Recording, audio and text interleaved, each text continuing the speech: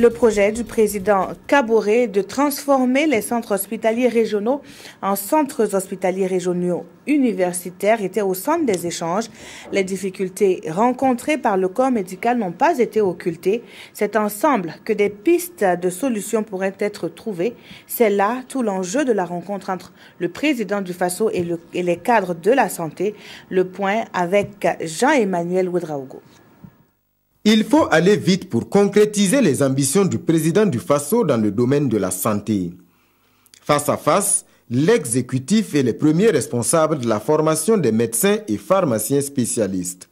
Au-delà de la nécessité pour nous et l'engagement que nous avons pris de faire en sorte de remettre à niveau aussi bien les infrastructures que le plateau technique, il est important que nous puissions également travailler à la formation également de spécialistes qui soient capables, au niveau de nos CHU et de nos CHR, de pouvoir faire en sorte que nous puissions rapprocher des citoyens les moyens les plus performants permettant d'assurer leur santé, je dirais, dans leur région. Dans l'immédiat, il est question d'accélérer la mise en œuvre du projet de formation de 1134 spécialistes lancé en 2013 et dont l'exécution connaît de nombreuses difficultés.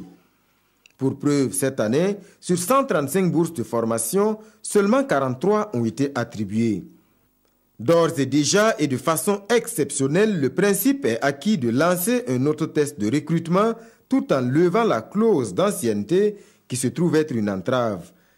Dans le même temps, plus question de former des spécialistes qui se dérobent par la suite au service public.